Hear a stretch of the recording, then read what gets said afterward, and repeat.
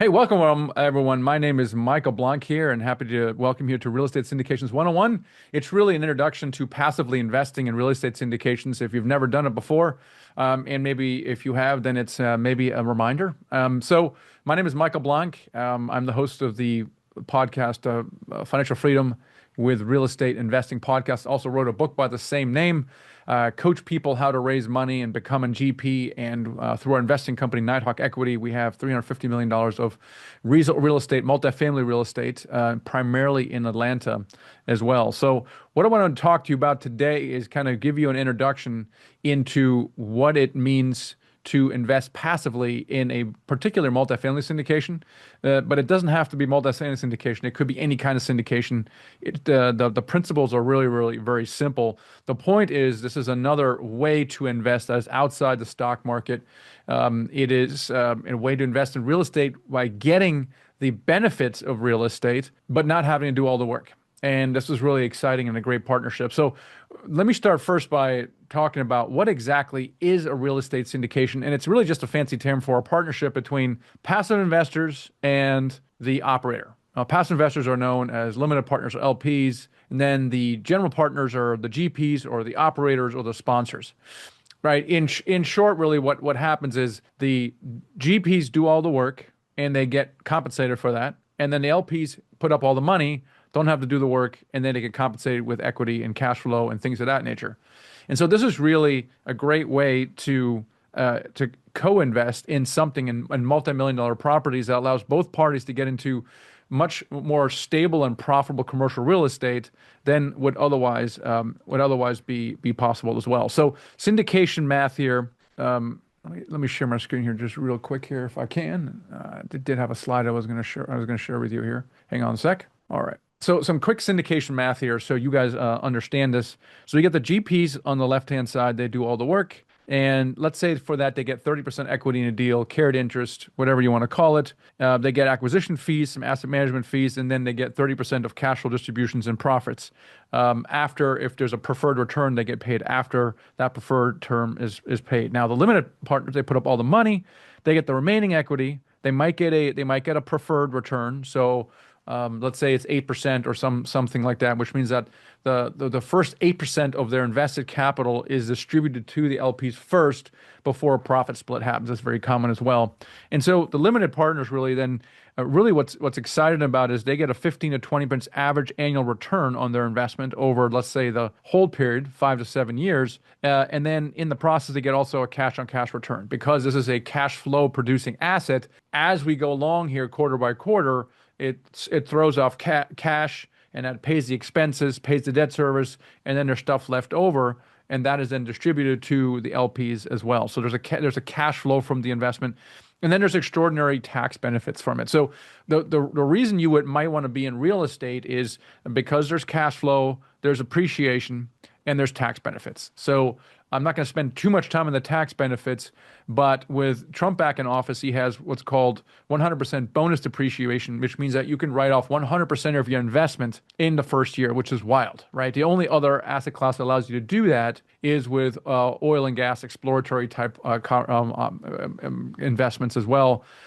But there you have to actually invest on your personal name, which I don't like doing. I am in one of these funds. You have to invest personally to get the tax benefits. But with oil and gas exploratory investment, you can actually offset that loss against actively or income, which is amazing, right? So if you have a high-paying W-2 job, then you can actually offset that with that. With a multifamily syndication, any real estate syndication, while you get 100% bonus depreciation, you can only use the losses to offset passive gains, passive income, not your actually W-2 income as well.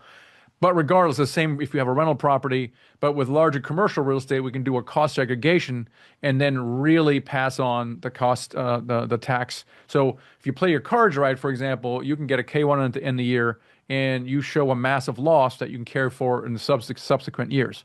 Now, eventually, if you sell, okay, you have to pay a capital gains down the road, but you can also what's called 1031 exchange your proceeds from that and reinvest in another real estate project and therefore kick the can down the road. So what I'm saying is real estate is a very important tax tool. So make sure that you're working with a CPA that is familiar with real estate because I will tell you most CPAs don't. They're not familiar. And they will tell you that this can't be done or it's illegal or some other sort. And it could be even someone that you've worked with for a very long time. Really find a real estate CPA that's familiar with real estate because it's a really, really amazing tax tool that you really can't get anywhere else here. So I also want to show you, so the syndication math kind of at work here. So this is the passive income calculator. All right, so this is a calculator. Actually, I'll show you how to download that here in a second. But this calculator shows you how syndications can be used as an excellent tool to become financially free, in complement with what you already have in stocks and bonds. And the typical scenario is, let's say you're investing $100,000 a year. So you're investing $100,000 a year, and let's say the syndication you're investing in has a 5% cash on cash return on the average, and the profit at sale is a 10% average annual return. So roughly what you're looking for is a 15% IRR. Okay, and that's typically 15 to 20% average annual return over the life of the investment, and it has a cash flow component and then a profit at sale component. So, and the idea here is that you invest $100,000 into syndication with these metrics, and each property you're buying is held for 5 years, then it's sold, and then the proceeds of that are then rolled over again into another syndication. Now, again, this does not take tax into consideration, but neither does your stock portfolio either. The advantage of investing in real estate is that you might not ever pay tax. If you're in a stock portfolio, for example, you better be accommodating fees and capital gains tax every time you sell something, get something else, you're paying taxes. So keep that in mind as well. But just to show you the power of this, right? So you're investing $100,000. What I want, for example, well, how long would I need to be able to, make $100,000 a year? And you can see here the cash flow from this is, in year 6. So I've invested $600,000 and I'm making $100,000, which now is, of course, is more than a 5% cash on cash, more like 12%, because you're reinvesting and things start to compound. So if you scroll down here, you can see kind of each property, very simple numbers here. It just compounds. Every year you're selling something and you're getting back in, you're starting to get profits from the resale, you're reinvesting it. And you can just compare this to whatever else you're investing in. Okay, so make some projections and say, hey, what is my cash flow? Because stocks, you don't invest really for cash flow, so it's not really a fair comparison.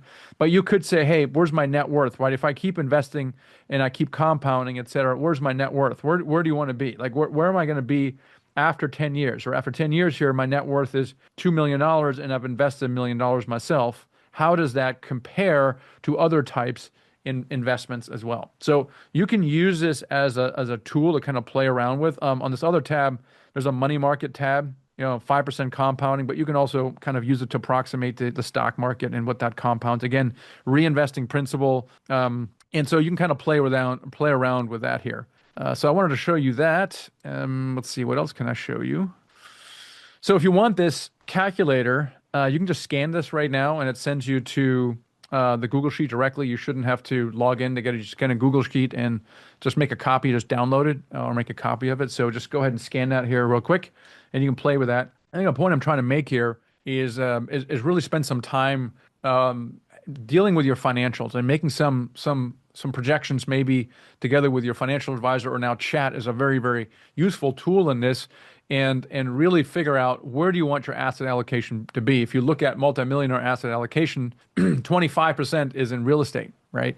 And multimillionaires typically don't tend to have rental properties that they're managing themselves. So the question is, how are they getting the real estate exposure? And that's really what I'm talking to you about here in this conversation. So, all right, so we talked about what a syndication is and kind of how it works. We talked about it could be a very powerful tool to become financially free as well. And we talked about some of the differences between stock market investing and investing in real estate. We talked about stock market typically does not provide cash flow because, well, it simply does unless you're investing heavily in dividend type stocks.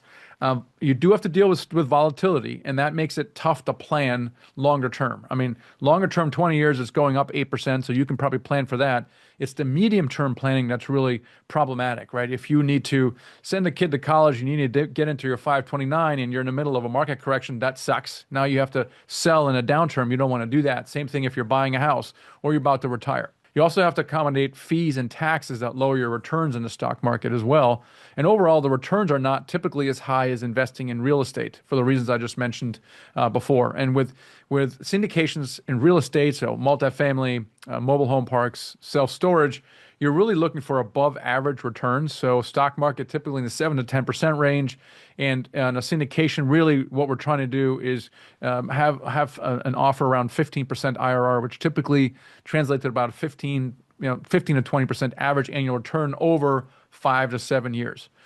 Now, and then you get these tax benefits that we're talking about here. And it's really a good inflation hedge, which stocks do not tend to be. For example, when inflation really rip-roared in early 23, stocks did their normal thing. They didn't really do anything different. But for multifamily real estate, the rents skyrocketed. I mean, they went up like 25% because with inflation, it raises all the costs. All the costs go up, including things like rent. And that's what we saw. And so that really skyrocketed the valuations of this real estate. It's like the way that precious metals and gold should behave. Now, gold did not react in that way in 23. And a lot of people were scratching their heads, and gold didn't start running until like 9 or 12 months ago, maybe to catch up, make up a lost time. But the whole idea is that real assets are always valuable. It doesn't really matter what the dollar or the currency or inflation is doing. They always have real value.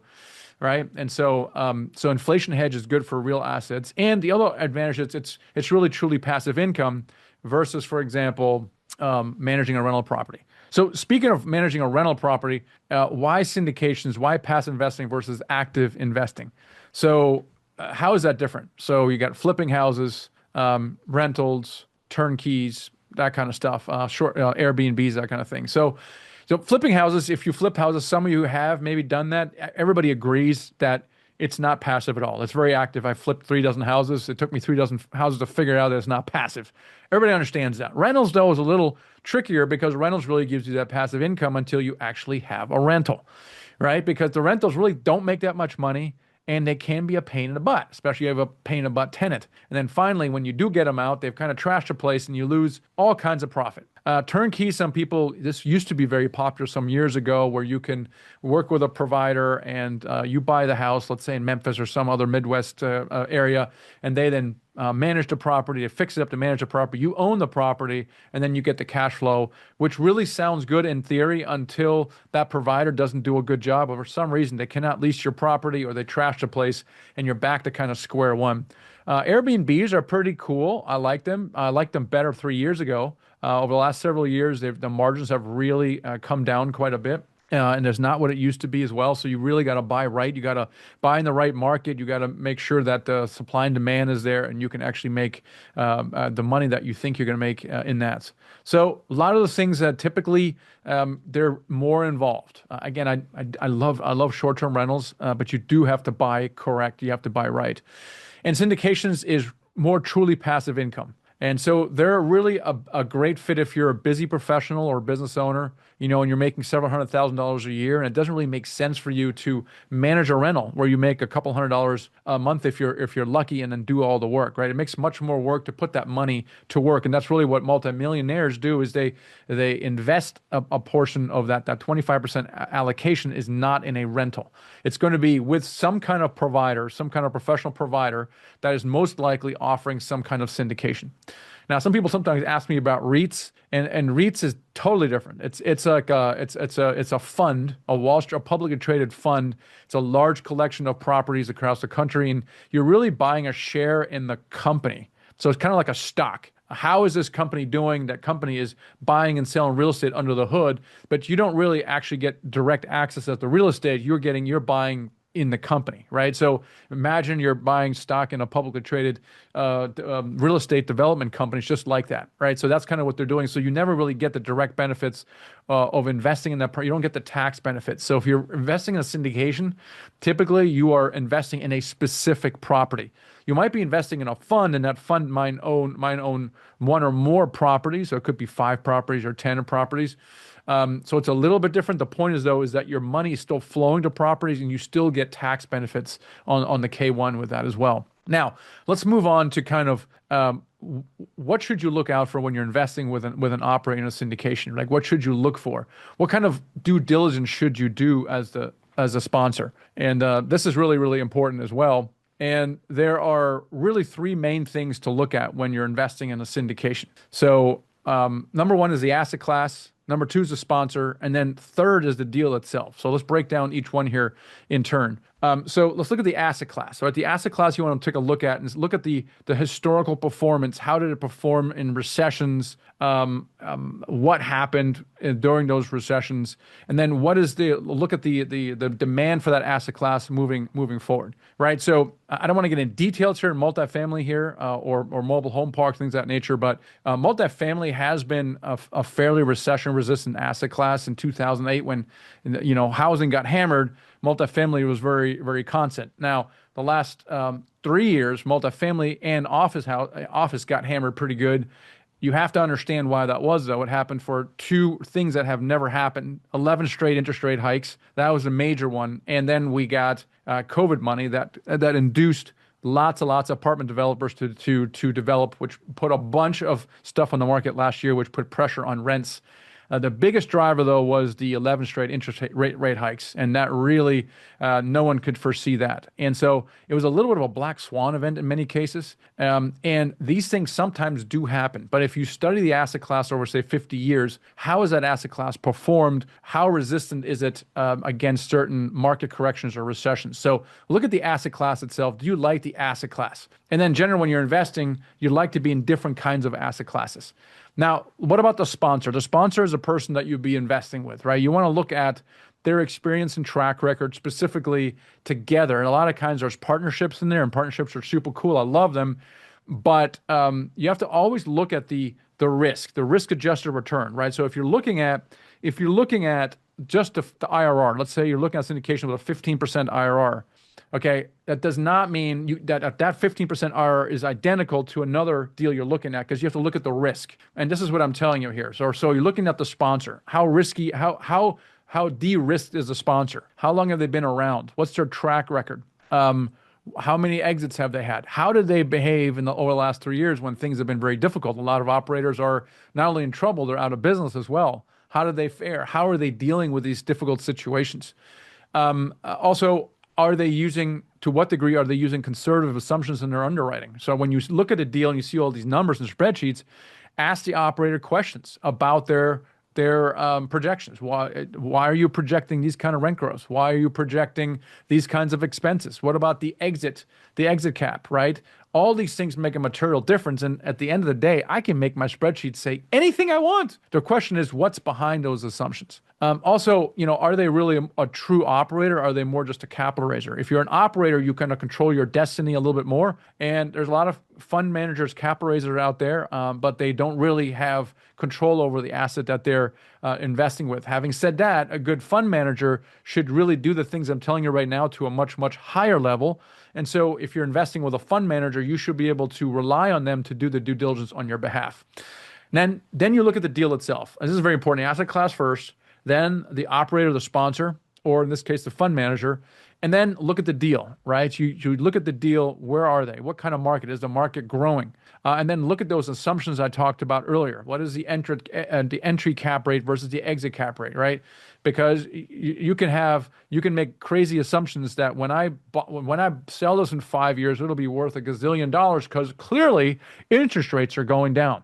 Are they? How do you know that? To what degree are you relying on this happening in your underwriting? So what is a unit renovation timeline? What are your rent growth assumptions, et cetera? So those are some of the things to look for. At the end of the day, if you invest with a good sponsor, they'll take care of presumably the deal level specifics. So having said that, you should still ask questions about the deal, right?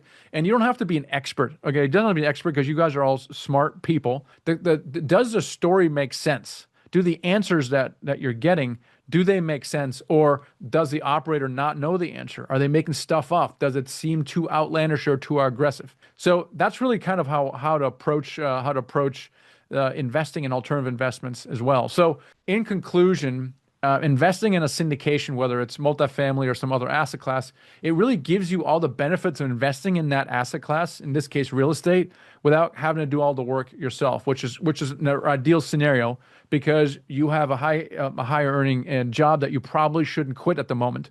But what you do want to do is you want to put your money to work, and you don't want to just put it in the stock market, okay? Because you do want a different kind of asset allocation, and you also want to get the tax benefits. So the advantage of real estate is the cash flow, the appreciation, and most importantly, the tax benefits if you're working with a CPA that understands this kind of stuff. Therefore, it is a good path to not only building wealth, but to financial freedom, right? So you can literally, if you invest enough into cash flowing type assets, eventually it would give you a path out of your W-2 or your business that you're running.